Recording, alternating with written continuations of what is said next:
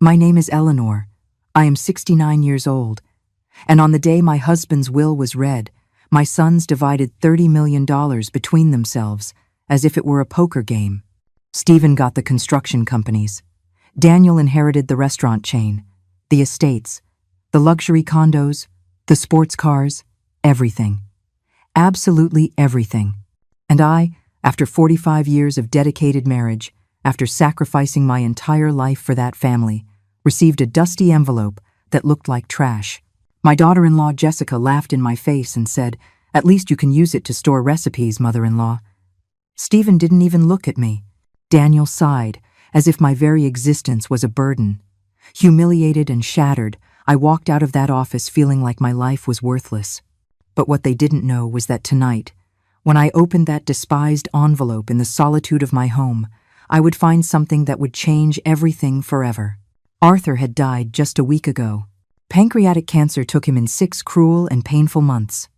For 45 years, he had been my partner, my refuge, the man who built an empire from scratch, working day and night. I was always by his side. When he stayed up until dawn reviewing numbers, I brought him coffee and stayed awake waiting for him. When he had to travel for business for weeks on end, I managed the house alone and raised our 2 sons without ever complaining. When the banks wouldn't lend him money to expand the business, I sold the jewelry my mother had given me to help him get the capital he needed. I never asked for recognition. I never claimed credit. I just loved my husband and trusted that he would take care of me when the time came. How wrong I was. The reading of the will took place at the office of Rose Albright, the family lawyer. I arrived early, wearing my best violet dress, the one Arthur had given me on our last anniversary. I thought it would be a formality. After half a century together, it was logical that my husband would have left me protected. My sons could inherit the business, but I should have enough to live with dignity. Rose began to read in a cold, professional voice. To my son Stephen, I leave the construction companies, valued at $12 million. Stephen smiled like a child on Christmas morning. To my son Daniel, I leave the restaurant chain, which generates $8 million a year.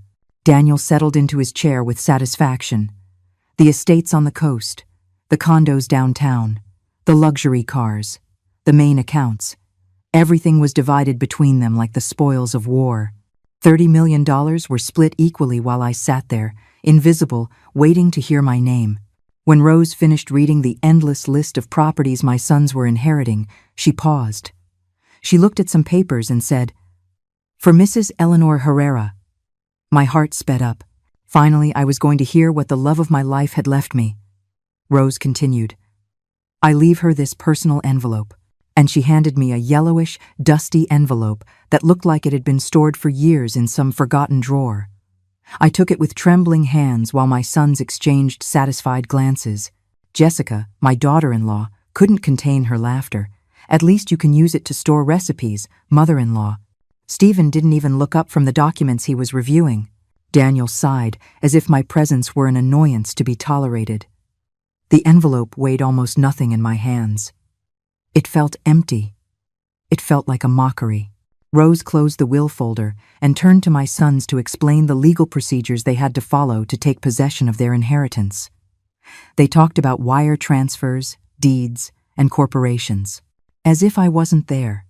As if I were a ghost sitting in that leather chair. I stood up slowly, put the envelope in my purse, and walked to the door. No one said goodbye. No one asked if I needed help. No one offered me a ride home. I left that office with a broken heart, feeling that 45 years of love and sacrifice had been reduced to a dusty envelope that probably contained a sentimental letter with no real value.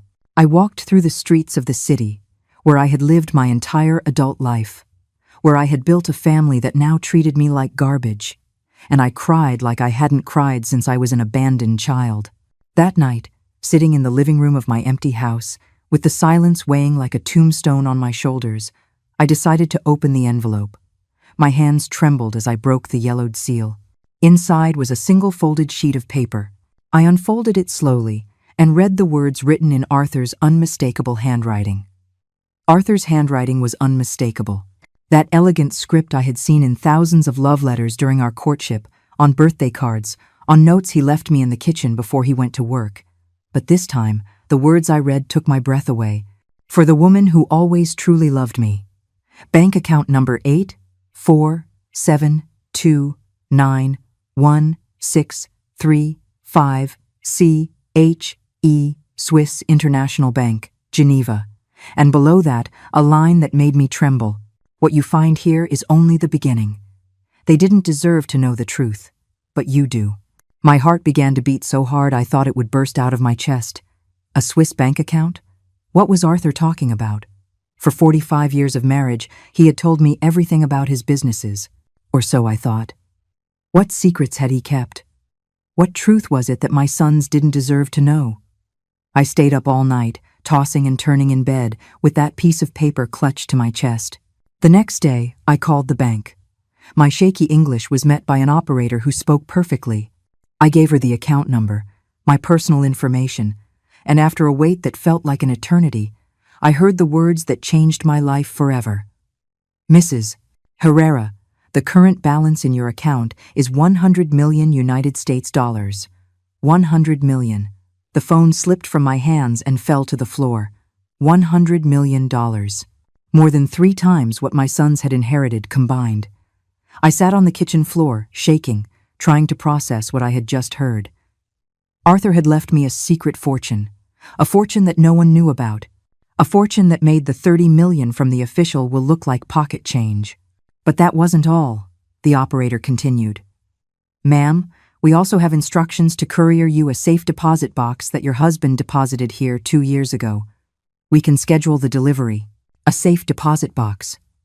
What else had Arthur kept hidden? What other secrets awaited me? I accepted the delivery for the next day and hung up the phone with trembling hands. My mind was a whirlwind of questions. How had Arthur acquired so much money without me noticing? Why had he kept it a secret? Why had he decided to leave it only to me? And the question that tormented me the most, what truth was it that my sons didn't deserve to know? The courier arrived the next day, at 10 o'clock in the morning sharp. It was a small but heavy safe, with a combination that came in a sealed envelope. The numbers were our wedding date, June 15th, 1980. Typical of Arthur, always so romantic, even in his darkest secrets. I closed the living room curtains, unplugged the phone, and sat in front of the safe with my heart racing. I dialed the combination and heard the click of the mechanism opening. Inside were documents, photographs, letters, and a thick envelope with my name written in large letters. I opened it with trembling hands and began to read the most shocking letter of my life. My dearest Eleanor, the letter began. If you are reading this, it means I have passed away and our sons have shown their true colors at the reading of the will. I know they humiliated you. I know they treated you like trash. I know they laughed at you when they gave you that dusty envelope, but I needed it to happen this way. I needed them to show who they really are before you knew the truth. During the last 2 years of my life, I discovered things about Stephen and Daniel that broke my heart. Things you do not know. Things that forced me to make difficult decisions. The $100 million you found in the Swiss account are only part of my real fortune. There is more. Much more. But before you know everything, you need to know the truth about our sons. My world swayed. What truth? What had Arthur discovered? I continued reading, my soul on edge. Stephen is not the successful businessman he appears to be. For 3 years, he has been siphoning money from my company to cover his gambling debts. He owes over $2 million to loan sharks who are not exactly understanding. Jessica doesn't know, but he has mortgaged their house twice and is about to lose it.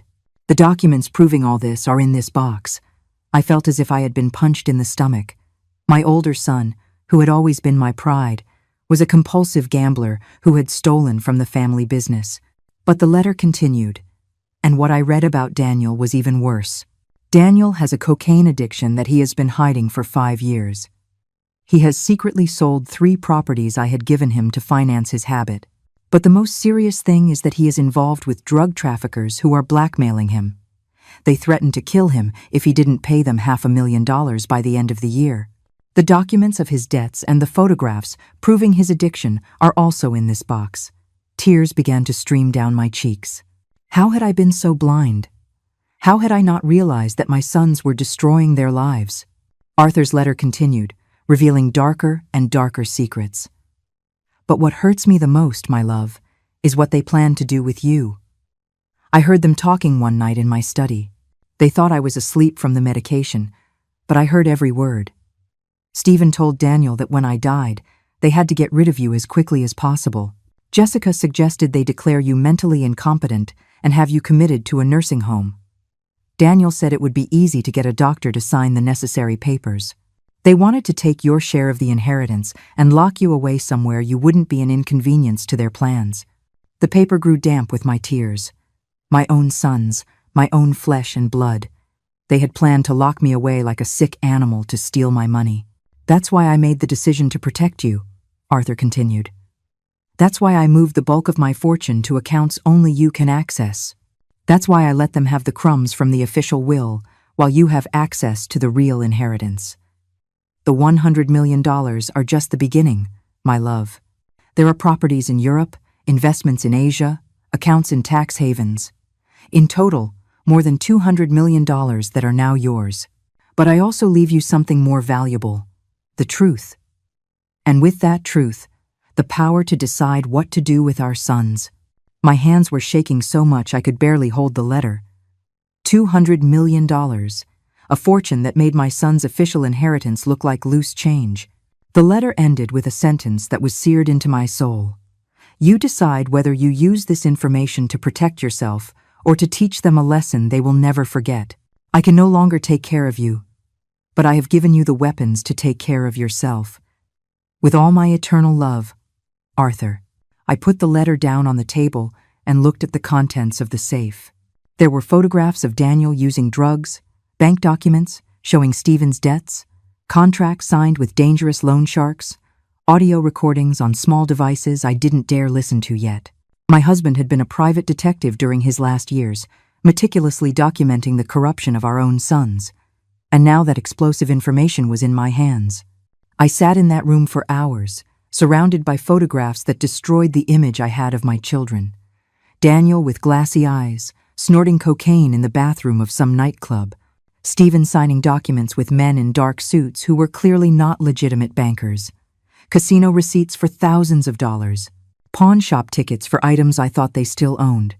My perfect world, my exemplary family, was crumbling before my eyes like a house of cards. But what hurt the most wasn't the addictions or the debts. It was the plan they had hatched to get rid of me. In one of the recordings I finally dared to listen to, I heard Jessica's voice saying, "Once she's committed, we can sell the family house and split the money. She's an old woman. She won't notice a thing." And Stephen's reply, "Mom was always so naive. It'll be easy to convince her it's for her own good."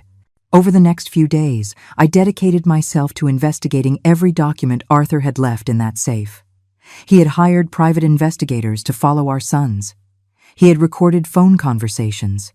He had photographed secret meetings. My husband had built a complete file on Stephen and Daniel's lies and betrayals. And among all those papers, I found something that chilled my blood. A contract signed between my sons and a specialized geriatric care company. They had already paid the deposit to commit me to a place called Willow Creek Senior Living, a private nursing home 3 hours from the city. The contract was dated 2 weeks before Arthur's death. They had planned to lock me away before their father even died. They had planned to rob me while I was mourning at his funeral. The phone rang one morning as I was reviewing bank documents. It was Stephen, using that fake voice he used when he wanted something. "Mom, we need to talk. Jessica and I are worried about you. You've been very quiet since the funeral." Worried? How ironic. I told him I was fine, that I just needed time to process the loss. But he insisted. "It's not good for you to be alone in that big house. We've been thinking about options to make you more comfortable." There it was. The plan was beginning to unfold. "What kind of options?" I asked, feigning innocence. "Well, there are some very nice places where you can have company, activities, 24-hour medical care, places where you don't have to worry about a thing. Places like Willow Creek Senior Living," I thought, feeling rage begin to boil inside me. That same afternoon I received another call, this time from Daniel. "Mom, Stephen told me you spoke this morning. I think it's an excellent idea for you to consider moving somewhere more suitable for your age. His voice sounded nervous, as if he were reading from a script. Besides, he continued, we need to talk about finances.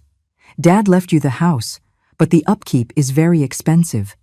The taxes, the utilities, the repairs. It would be better to sell so you can live somewhere without those worries. Selling the house, of course, was part of the plan. Get rid of me and take whatever they could. I'm in no hurry to make decisions, I replied. We just buried your father. But Mom, he insisted, the longer you wait, the harder it will be. At your age, changes are complicated. It's better to act fast. At my age, as if I were a senile old woman incapable of taking care of herself. Over the following days, the calls intensified. Stephen, Daniel, and Jessica took turns pressuring me. They would show up at my house unannounced, always with brochures for senior living facilities and arguments about my safety and well-being. Look at this place, Mom, Jessica would say, showing me pictures of gardens and activity rooms. They have physical therapy, painting classes, excursions. You would be so happy here, but I had researched that place. It was a gilded cage where relatives deposited inconvenient elders and forgot about them forever. The online reviews spoke of medical negligence, terrible food, and abusive staff. A perfect place for someone to slowly disappear from the world. One afternoon, while pretending to consider their suggestions, I decided to test them. You're right, I told them during a forced family dinner. Maybe it is time to make some changes. But first, I'd like you to help me with something. Their eyes lit up, thinking I had given in. Of course, Mom, whatever you need, Stephen said with a fake smile. I want to review all of your father's company documents. I want to understand exactly what you inherited and how the business works. The silence that followed was deafening. Stephen and Daniel exchanged nervous glances. Don't worry about that, Mom, Daniel said quickly. We'll take care of everything. You don't have to bother with paperwork. But I insist, I continued. After 45 years of building that empire with your father, I have a right to know what will happen to it. Jessica chimed in with that condescending smile. I hated so much. Mother-in-law, those things are very complicated. Numbers, taxes, contracts. It's better to let the men handle it while you relax in your new home. The men. As if I were a child incapable of understanding basic math. Besides, Stephen added, we've already made some important decisions. We've sold one of the estates to pay off company debts. Sold an estate? What debts? Arthur had been dead for barely a month, and they were already liquidating properties. What kind of debts? I asked. Boring stuff, Mom. Taxes, suppliers, payroll. Don't you worry about it. But I knew the truth. I knew Stephen had used that money to pay his loan sharks. I knew they were plundering the inheritance to cover their vices. That night, alone in my house, I made a decision. I was not going to be the silent victim they expected. I was not going to let them lock me in a nursing home while they stole everything Arthur and I had built together. I had $200 million. I had proof of their crimes. And I had something they had underestimated. 45 years of experience being the wife of a brilliant businessman. I had learned more than they thought. I had absorbed more knowledge than they imagined. And now it was time to use all of it to my advantage. I picked up the phone and called the Swiss bank. It was time to start moving my pieces in this deadly chess game my own sons had started. The next day, as I was having breakfast, the doorbell rang. It was an older, elegantly dressed man who introduced himself as George Maxwell, an attorney, Mrs. Herrera. I'm here on behalf of your late husband. I have specific instructions to carry out. Arthur had hired independent lawyers, different from Rose, to handle his secret affairs. George handed me a thick folder full of legal documents. Your husband asked me to deliver this to you exactly 1 month after his death. These are legal powers, contracts, and authorities that will allow you to take full control of all his companies if you so choose. Full control. Arthur hadn't just left me money. He had left me the keys to the kingdom. Your sons do not know these documents exist, George continued. According to your husband's instructions, you have the power to revoke their inheritances if you deem they are not meeting the family's ethical standards. George Maxwell sat in my living room and began to explain documents that seemed to come from a spy movie. Your husband was very meticulous, Mrs. Herrera. These contracts grant you 51% of the shares in all the family businesses. On paper, your sons inherited control, but legally, you are the majority shareholder. My head was spinning as I tried to process the information. How is that possible? The will rose red. That will, George interrupted, only covered the visible assets. Your husband created a complex corporate structure where the companies are under the umbrella of a family holding company. And you, Mrs. Herrera, are the owner of that holding company. Arthur had been playing chess, while we all thought he was playing checkers. He had built a perfect legal trap, disguised as a generous inheritance for his sons. But there's more, George continued, opening another folder. Your husband also tasked me with investigating your son's activities for the last 3 years. What we discovered is enough to completely nullify their inheritances, and in some cases, to initiate criminal proceedings. He showed me photographs I had already seen in the safe, but also new documents. Irregular bank transfers, fraudulent contracts, fake invoices. Stephen has been diverting funds from the construction company to pay gambling debts. In total, he has stolen nearly $3 million. Daniel has used company vehicles to transport drugs, turning the family restaurants into money laundering centers. Each revelation was like a hammer blow to my chest. How had I raised 2 criminals without realizing it? George took out an audio recorder and played it. I immediately recognized my son's voices. When the old lady is locked up, Stephen was saying, "We can liquidate everything and get out of the country. With 50 million each, we can start over in Europe." Daniel's voice replied, "Yeah, but we have to act fast. The cartel is pressuring me for the money I owe. If I don't pay them soon, they're going to start killing people." "Don't worry," Stephen continued. "In 2 weeks, Mom will be committed, and we'll have access to all the accounts. Rose has already prepared the mental incapacity documents." My blood ran cold. They weren't just planning to rob me. They were planning to flee the country after destroying everything Arthur had built. "Your husband recorded this conversation 3 weeks before he died," George explained. "That's why he accelerated all the legal preparations. He knew he had little time to protect you. He handed me a new cell phone. This device is directly connected to my office and to the police. If you feel threatened at any moment, press the red button and help will be on its way." The reality of my situation began to sink in. I wasn't just dealing with ungrateful children. I was dealing with desperate criminals who saw my death or disappearance as the solution to all their problems. "What do you recommend I do?" I asked him. George smiled, an expression that didn't reach his eyes. "Your husband asked me to tell you this verbatim. Eleanor, you are stronger and smarter than they think. It's time they found out who they're messing with." That night, after George left, I sat in front of my vanity mirror and truly looked at myself for the first time in months. I saw a 69-year-old woman, with gray hair I had let grow naturally, with wrinkles that told the story of 4 decades of smiles and tears. But I also saw something I had forgotten existed: fierceness. For all those years of being the perfect wife, the selfless mother, I had buried the fighter I had been in my youth. The woman who had sold her jewelry to help Arthur build his empire, the woman who had worked double shifts when money was tight, the woman who had fought against banks, suppliers, and competitors to protect her family.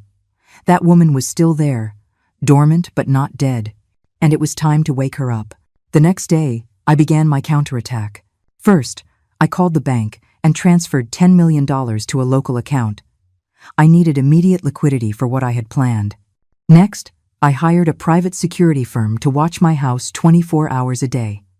If my sons planned to speed up my commitment, they were going to meet more resistance than they expected. I also hired a forensic accountant to audit all the family businesses. I wanted official documentation of every penny they had stolen. Finally, I visited 3 different criminal defense attorneys and gave them copies of all the evidence I had against Stephen and Daniel. I wanted to be prepared for any scenario.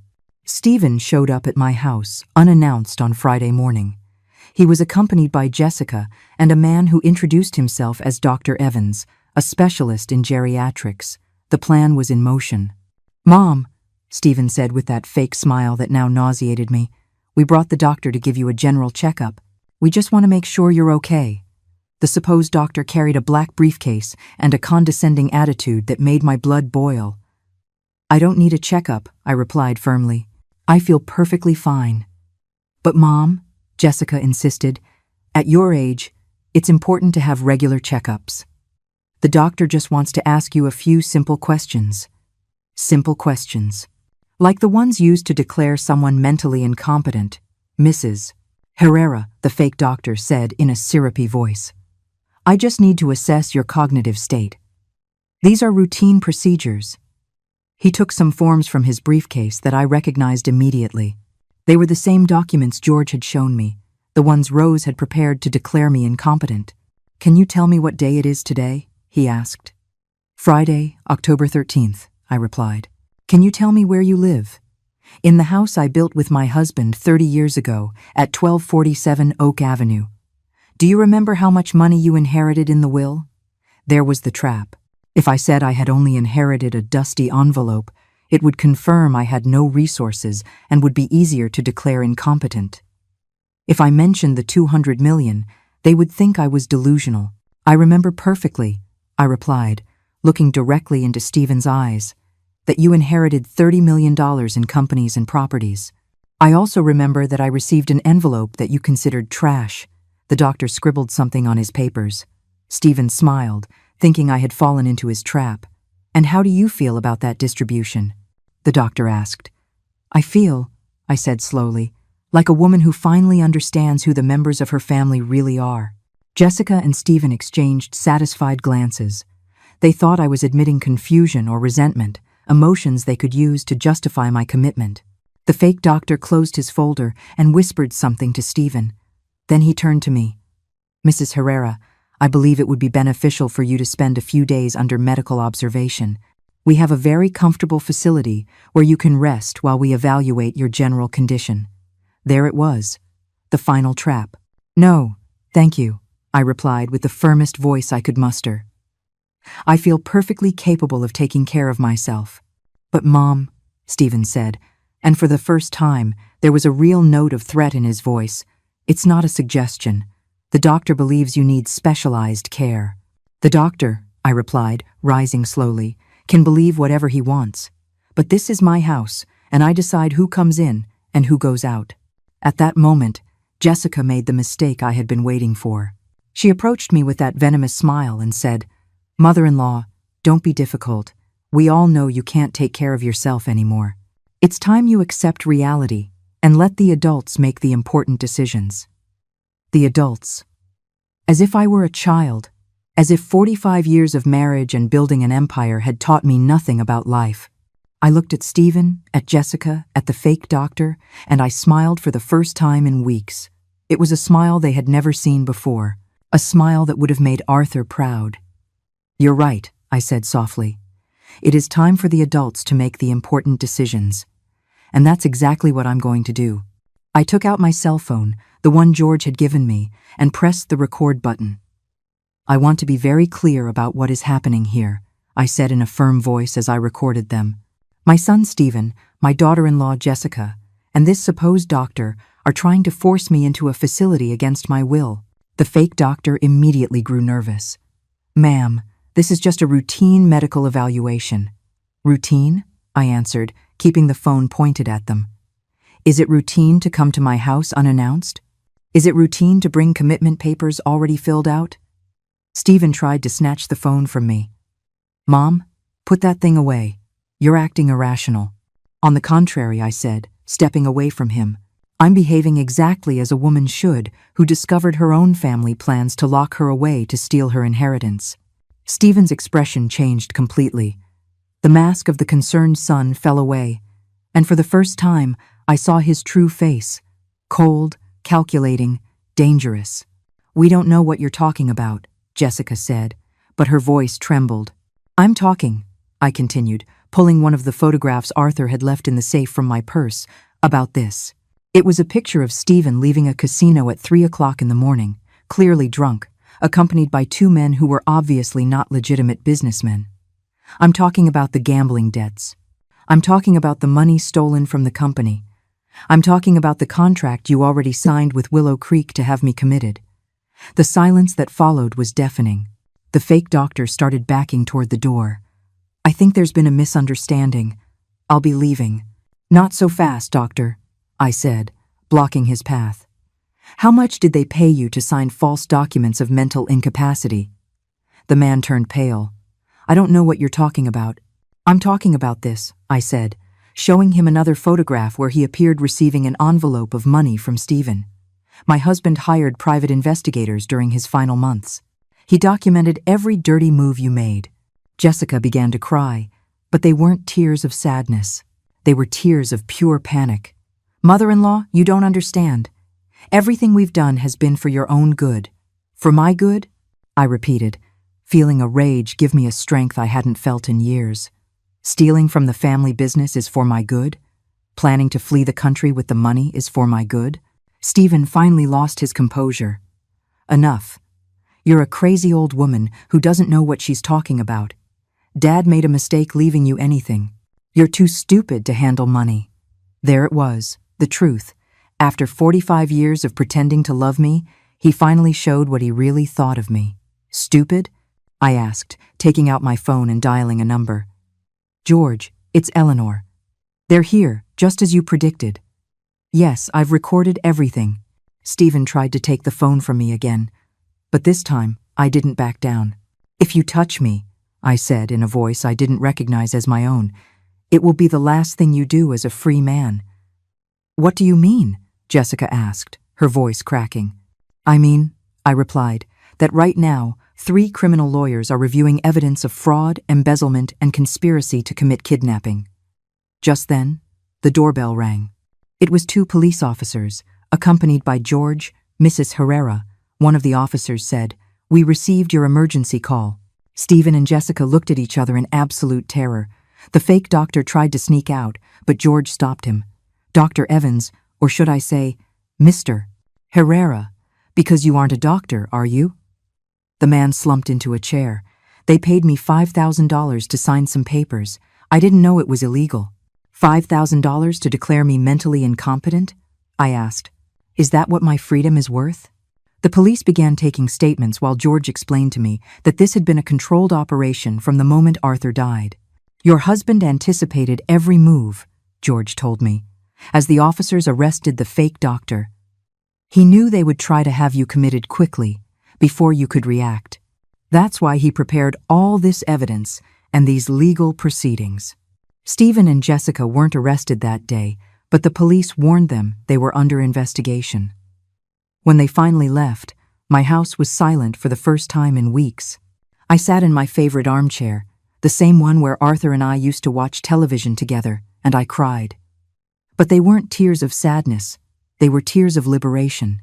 For the first time since my husband's death, I felt truly free. That night, I called both of my sons, not to plead or to try to fix things. I called them to give them an ultimatum. You have 24 hours to return every penny you stole from the family businesses.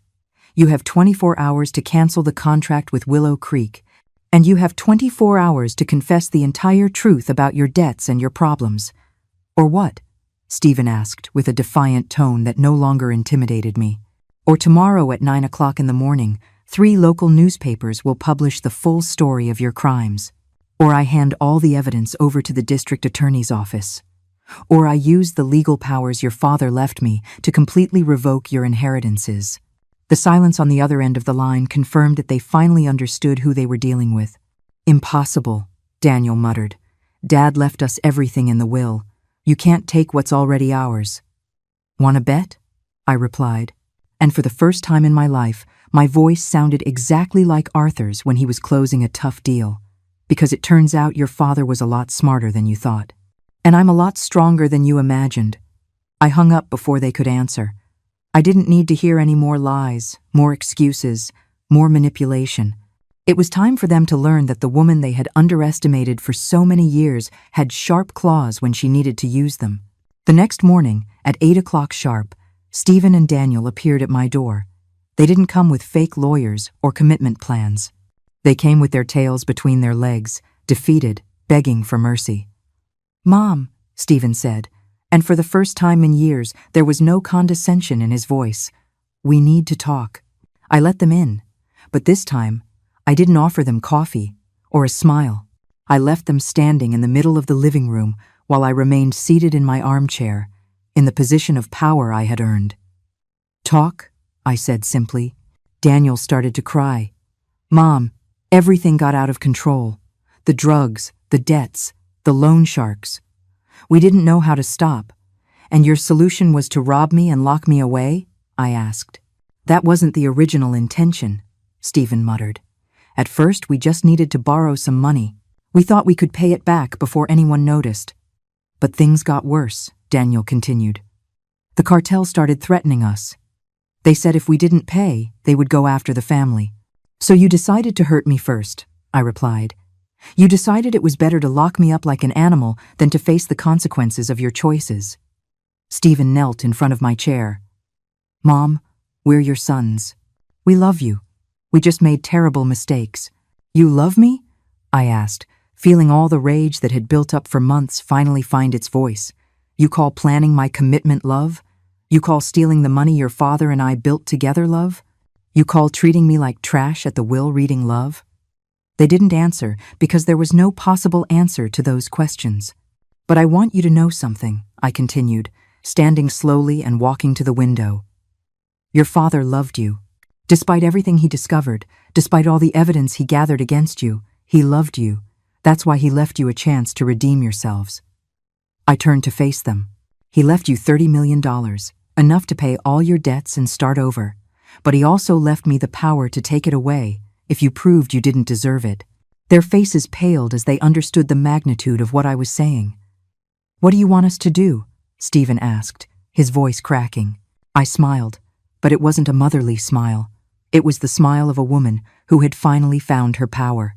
"What I want," I said, walking slowly around my two sons kneeling in my living room, "is for you to understand that the game has changed. For 69 years, I have been the obedient wife, the sacrificial mother, the invisible woman who cleans up others' messes. That's over." I looked them directly in the eyes, one by one. "Stephen, I want you to call all your loan sharks right now and tell them they will get their money, but not from the money stolen from the company. They will get it from your own inheritance." His face fell. "Mom, if I do that, I'll have nothing left. The debts are more than $3 million. "Exactly," I replied, showing not a shred of compassion. "You'll be left with exactly what you deserve after stealing from the family business for 3 years. Daniel," I continued, turning to my younger son, "you are going to check into a rehabilitation center. Not one of those luxury places where the rich go to pretend they're getting better. A real place where they will work with you seriously." "Mom, I can quit on my own. I don't need rehab," he protested. "How were you able to quit gambling on your own?" I asked Stephen. "How were you able to stop stealing money on your own?" "No, my sons. Addicts don't get better on their own. And you are going to get better, or you are going to lose everything." Daniel began to cry harder. "They'll kill me in rehab." "No," I said, taking out my phone. "They won't kill you, because I'm going to pay them myself. But every dollar I pay for your debts will be deducted from your inheritance." I dialed a number I had written down days ago. "Detective Miller? This is Eleanor Herrera. I have information about a drug trafficking ring operating out of the family's restaurants." Daniel went white as a sheet. "Mom, what are you doing?" "I'm cleaning up the mess you created," I replied, speaking into the phone. "Yes, Detective, I have names, dates, photographs, and my son is willing to cooperate as a protected witness." I hung up and looked at Daniel. "You are going to testify against the cartel. You are going to give the police all the information you have about their operation, and you are going to do it before you enter rehab." "They'll kill me if I do that," he muttered. "They'll kill you if you don't pay," I replied. "At least this way, you have a chance to live and start over." Stephen tried to stand, but I stopped him with a look. "I'm not finished with you. I took the documents George had given me from my bag. Did you know that your father left me in control of all the family businesses? Did you know that I can legally fire you right now?" Panic filled his eyes. "Mom, that company is all I know how to do. It's my life." "It was your life," I corrected him. Until you decided to turn it into your personal cash register. I showed him the financial statements the forensic accountant had prepared. $3 million stolen over 3 years. Fake invoices, irregular transfers, ghost accounts. Do you know what this is? This is evidence of a federal crime. But there's a way to resolve this without involving the DA's office, I continued, seeing hope light up in his eyes.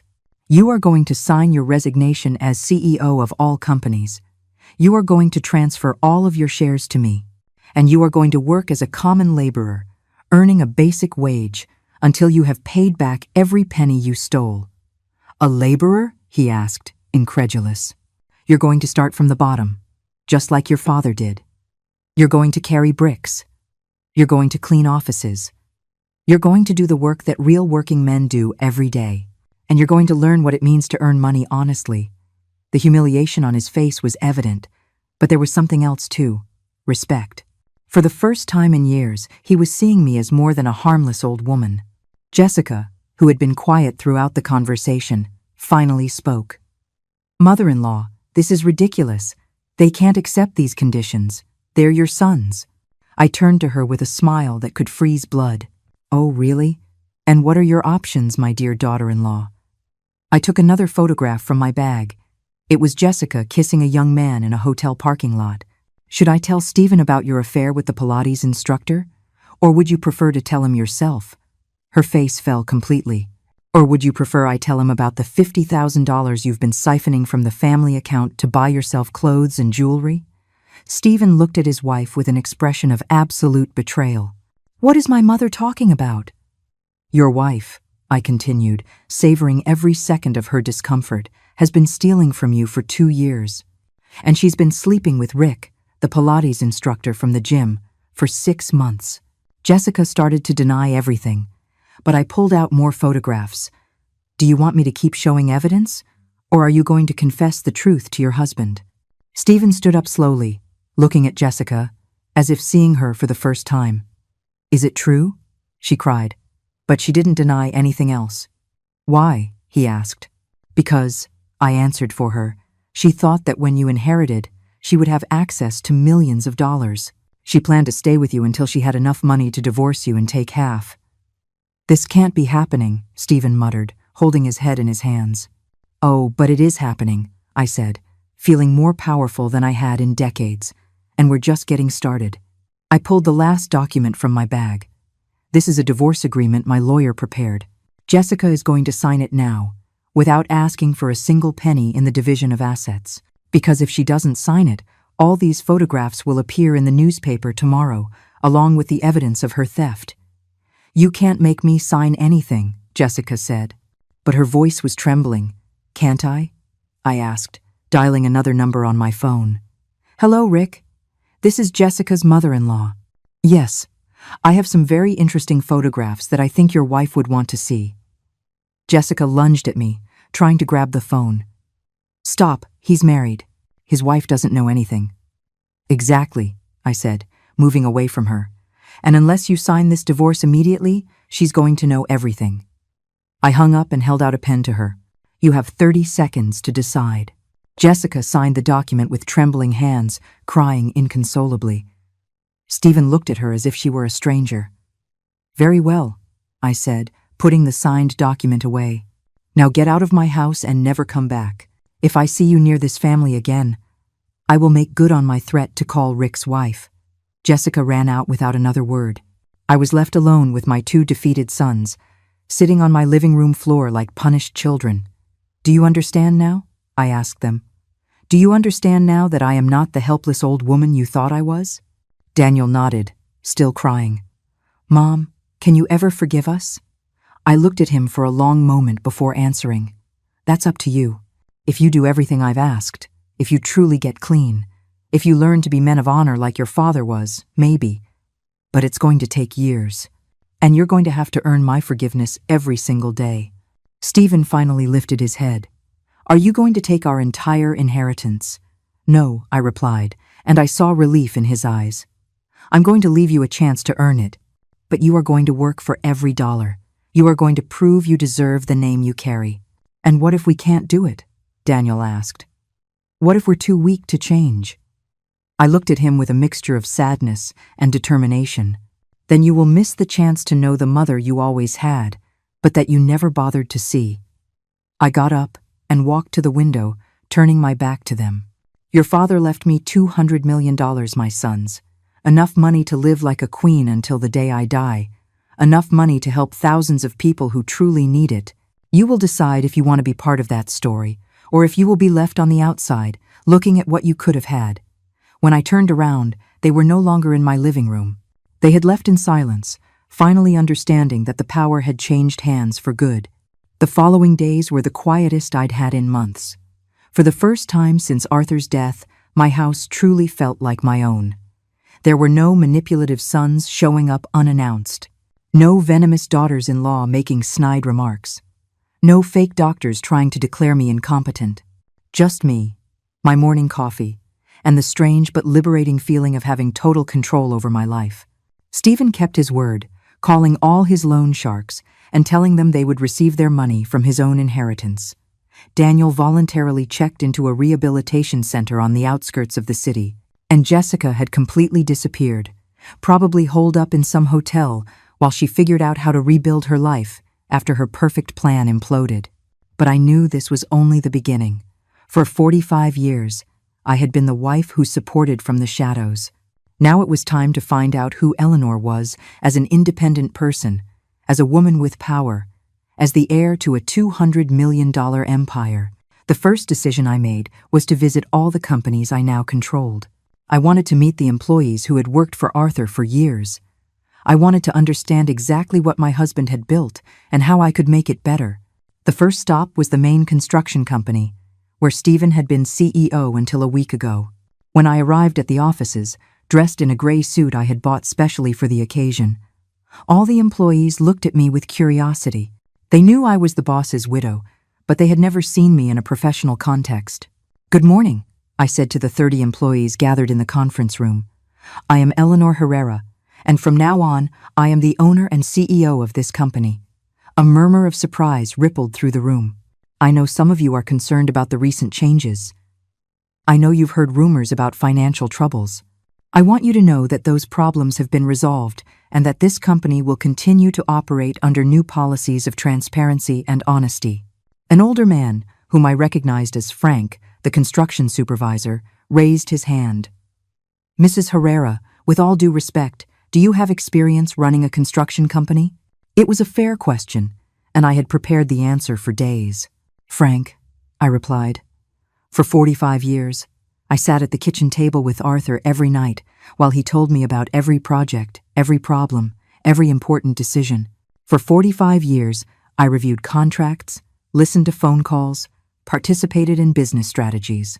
The difference is that now, instead of advising from the shadows, I will be leading from the front." Several employees nodded in approval. They had seen my dedication to the family for decades. "But there are changes that will be implemented immediately," I continued. "First, we are going to conduct a full audit of all finances from the last 3 years. I want to know exactly where every dollar went." I saw some of the accountants exchange nervous glances. They probably knew about Stephen's irregularities, but had remained silent out of fear. Second, we will implement a bonus system based on real productivity, not favoritism. Third, any employee who has information about past irregular activities can come speak with me privately, without consequences, to help me clean up this company. I raised my hand to stop the murmurs. And fourth, the minimum wage at this company will increase by 30%, effective immediately. The silence that followed was absolute. Then, slowly, the applause began. These workers had watched Stephen spend money on luxury cars and expensive trips while they struggled to make ends meet. Now they had a boss who understood what it meant to work hard for every dollar. Over the next few hours, several employees came to my temporary office with information about the financial irregularities. They confirmed everything I already knew and added details that made my blood boil. Stephen hadn't just stolen to cover gambling debts. He had also been overbilling clients and keeping the difference. He had sold high-quality construction materials and bought cheap ones, pocketing the difference and compromising the safety of the projects. That afternoon, I visited the restaurants that had been Daniel's inheritance. The situation there was even worse. The managers confirmed that for months they had been pressured to accept special clients who paid in cash and didn't want receipts. The money laundering had been so blatant that several employees had considered quitting rather than be complicit. "Why didn't you say anything?" I asked them. "Mrs. Herrera," replied Gloria, the manager of the main restaurant. "Mr. Daniel told us that if we spoke to anyone about the special clients, we would lose our jobs. Some of us have families to feed." The rage I felt at that moment was volcanic. My sons hadn't just stolen money. They had intimidated honest workers into being accomplices to their crimes. But I also discovered something beautiful during those visits. I discovered that Arthur's employees were hardworking, honest people who had genuinely respected my husband and were willing to respect my leadership if I proved to be fair.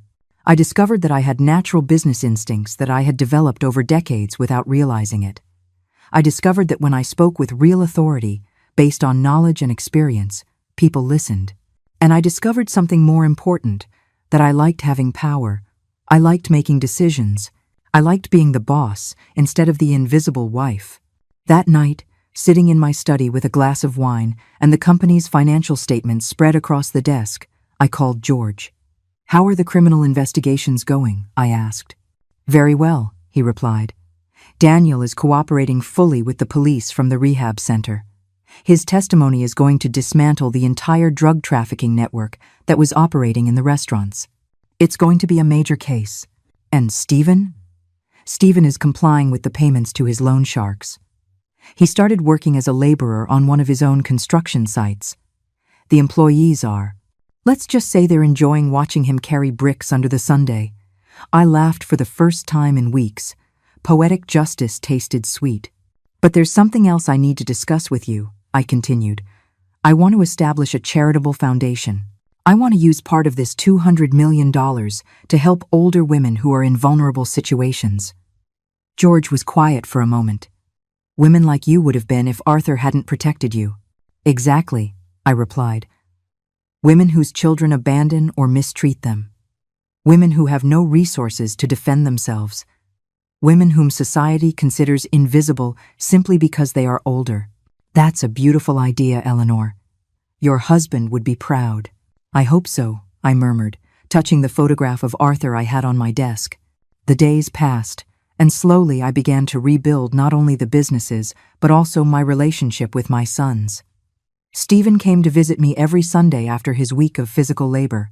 He was thinner, more humble, but also more real than he had been in years.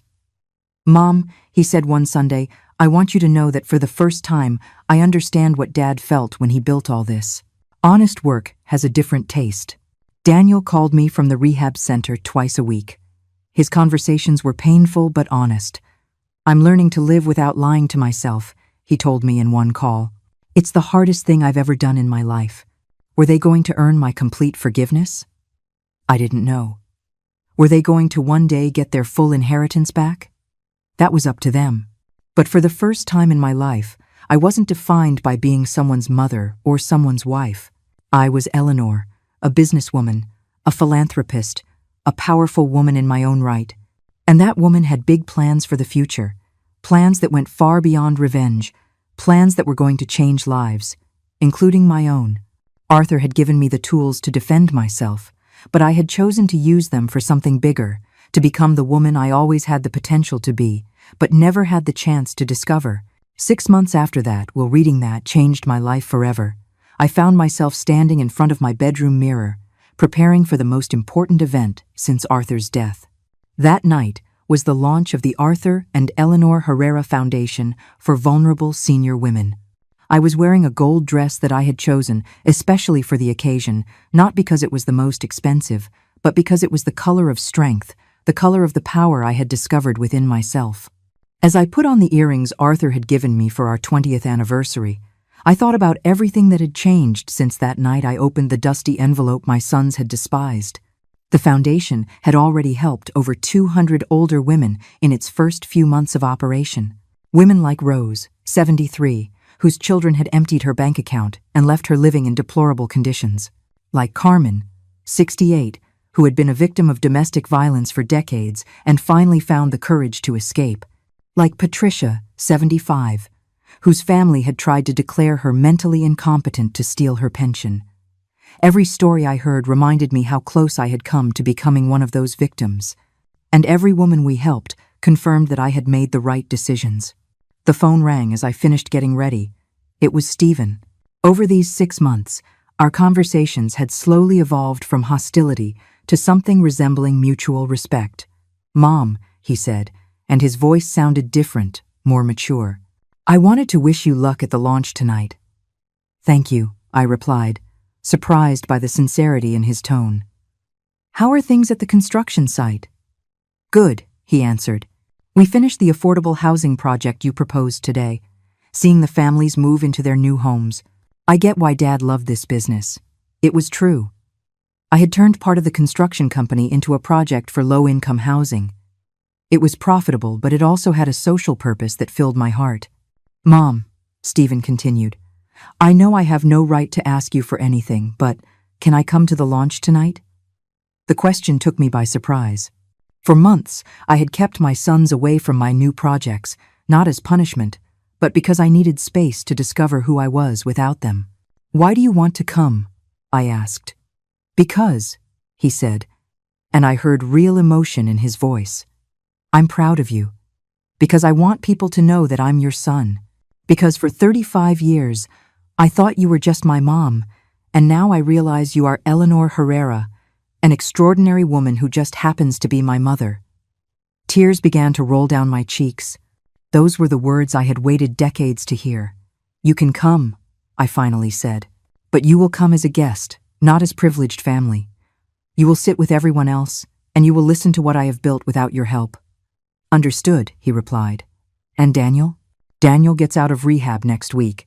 If he stays clean, if he continues to cooperate with the police, if he proves he has truly changed, then we can talk about his future in the family."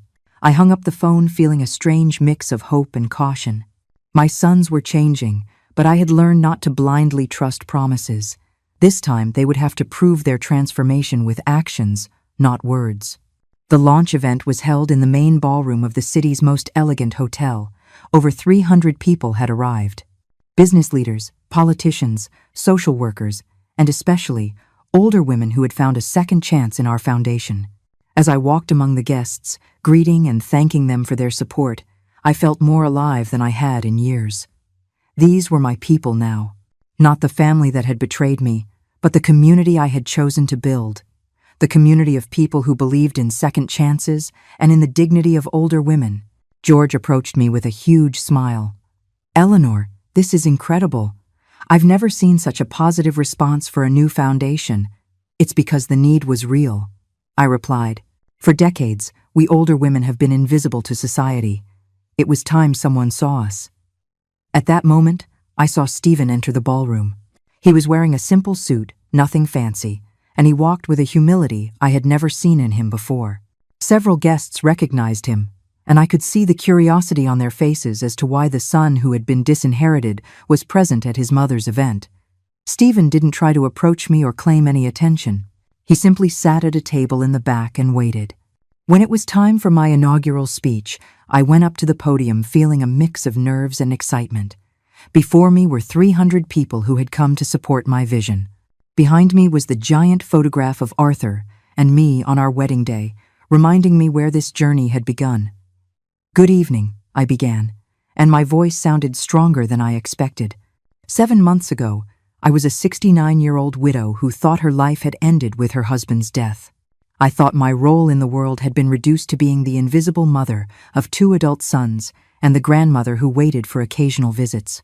"But," I continued, feeling confidence grow in my chest, "I discovered that life can begin at any age if we have the courage to make the hard decisions. I discovered that being older does not mean being invisible. I discovered that being 69 years old doesn't disqualify me from starting a new career, a new mission, a new version of myself." The applause started slowly and grew into a standing ovation. I saw tears in the eyes of many of the older women in the audience. They knew exactly what I was talking about because they had lived the same invisibility, the same underestimation. "This foundation," I continued when the applause died down, "exists because all women, regardless of their age, deserve dignity, respect, and opportunity. It exists because no woman should feel invisible or disposable simply because society has decided her value diminishes with the years. I searched for Stephen in the crowd. He was crying openly, with a look of pride and regret mixed on his face. This foundation also exists because I learned that forgiveness isn't something you give away. It's something that's earned. And that second chances are powerful, but only when they are accompanied by real change. I finished my speech by telling the story of an older woman who had come to our foundation last week. Her children had sold her house while she was in the hospital and split the money. When she was discharged, she had nowhere to live, and her own children told her to fend for herself. That woman, I said, now has a decent apartment, legal support to recover what was stolen from her, and a part-time job at our foundation helping other women in similar situations. Because it turns out that at 72 years old, she still had a lot to offer the world. She just needed someone to notice.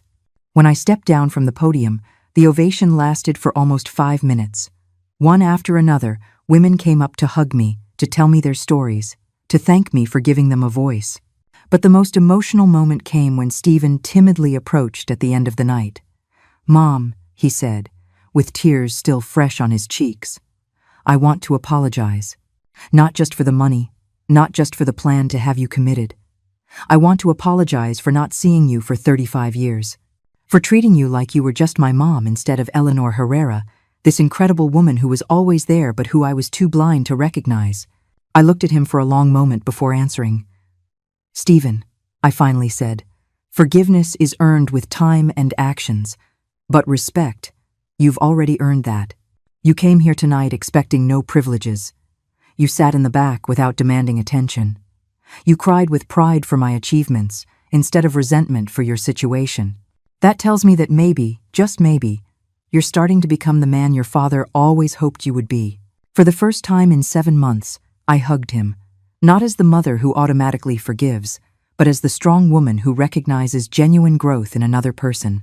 A year after that infamous day in Rose's office, I find myself sitting in the garden of my house, the same house my sons once wanted to sell to lock me away in a nursing home. But everything has changed.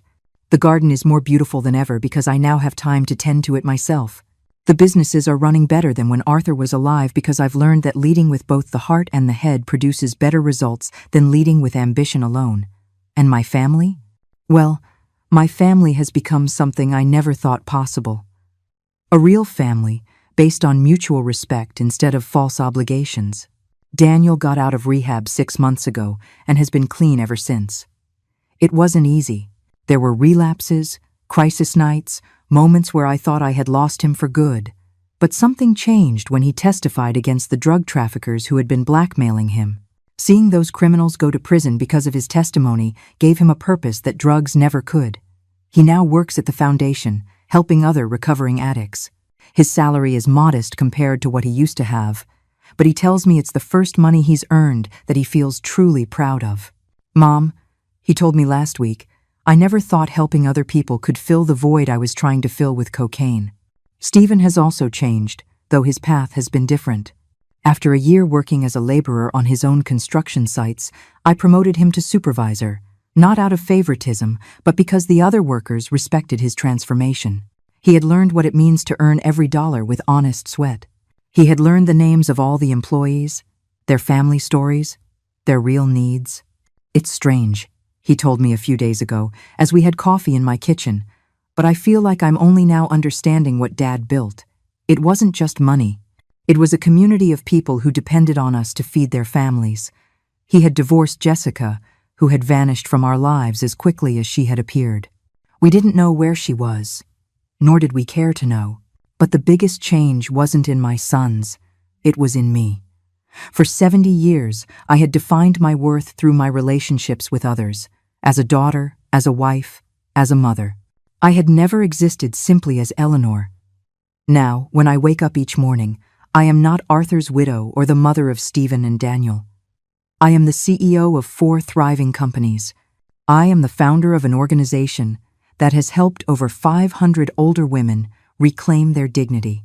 I am a 70-year-old woman who is living the most exciting and productive decade of her life. I am someone who makes important decisions, who influences the lives of thousands of people, who builds legacies that will last for generations. The foundation has expanded beyond my wildest dreams. We now have 3 shelters for older women who are victims of family abuse, a free legal aid program, a job training center that teaches new skills to women who thought their careers were over, and a micro-loan program that helps senior entrepreneurs start small businesses. Last week, a 65-year-old woman who had been unemployed for 2 years opened her own bakery with one of our microloans. When she cut the ribbon at the grand opening, she was crying with joy because she finally felt useful, valuable, and capable again. But perhaps the project I am most proud of is the Grandmother Mentor Program. We connect older women with business experience with young female entrepreneurs who need guidance. It turns out that decades of life experience, of having navigated family and financial crises, of having raised families and supported husbands in building businesses, makes us exceptional mentors. The young women need us more than we thought, and we have more to offer than society had ever recognized. It's beautiful to see how the wisdom of one generation becomes the springboard for the success of the next. George visited me yesterday to discuss the legal documents for a new expansion of the foundation. "Eleanor," he said as we reviewed contracts, "did you ever imagine you would become all this?" "Never," I answered honestly.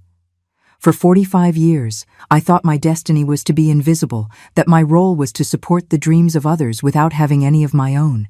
"And now?" he asked. "Now," I said, looking out the window at the garden where Arthur and I used to walk together. "Now I understand that he didn't just leave me money in that dusty envelope. He left me permission to become who I always could have been, but never dared to be. This afternoon, I have a meeting with the mayor. He wants the foundation to partner with the city government to create a pilot program that could be expanded nationally. Assisted living programs that respect the independence of older women. Day centers where they can socialize and stay active without feeling like burdens on their families. Public policies that recognize that older women are a valuable social resource, not a problem to be hidden away. The idea of influencing policies that will affect thousands of women across the country excites me more than any inheritance I could have received. My sons come for lunch with me every Sunday. Not out of obligation, but because they genuinely enjoy my company. Our conversations have evolved from apologies and resentment to real debates about business, about life, about the future. Stephen consults me on important decisions at the construction company. Daniel tells me about the difficult cases he handles at the foundation. They ask for my advice not because I am their mother, but because they respect my judgment as a businesswoman and as a person. It's the family relationship I always wanted, but never knew how to build when we were younger. Have I forgiven them completely? That's a question I often ask myself. Forgiveness, I've discovered, is not an event, but a process. Every day that I see Stephen treat his employees with genuine respect, I forgive his past arrogance a little more. Every day that I see Daniel help another recovering addict, I forgive his betrayal a little more. But more important than forgiving them, I've learned to forgive myself. To forgive myself for being invisible for so many years. To forgive myself for accepting emotional crumbs when I deserved banquets of love and respect. The dusty envelope I received that day in Rose's office sits on my desk as I write these reflections in my journal. It no longer contains just the bank account number that changed my life. Now it holds letters from women we have helped, photographs of project inaugurations, newspaper clippings about the foundation's achievements. It has become a symbol of transformation, of second chances, of the beauty that can arise from the ashes of humiliation. Every time I look at it, it reminds me that endings can be beginnings, that crises can be opportunities, and that it is never too late to become who you are destined to be. If I could go back and speak to the Eleanor who walked out of that office crying a year ago, I would tell her, don't cry for what you have lost. Celebrate what you are about to gain. Don't lament the sons who betrayed you. Prepare to meet the men they are going to become. Don't cling to the invisible woman you were. Free yourself to become the powerful woman you always had inside you. I would tell her that the pain she feels in this moment is the birth pang of a new life, and that new life is going to be more beautiful, more meaningful, and more powerful than she ever dared to dream. And to you, dear listeners, who have heard my story to the end, I ask, How many times in your lives have you accepted being invisible when you deserved to be seen? How many times have you accepted crumbs when you deserved banquets? How many times have you allowed others to define your worth instead of discovering your own power? My story is not just about an unexpected inheritance or a dysfunctional family. It's about the moment we decide to stop surviving and start truly living. It's about the moment we realize that it is never too late to write a new chapter of our lives. Because it turns out that the best years of our lives can be ahead of us, not behind us, if we have the courage to claim our power and use it for something bigger than ourselves.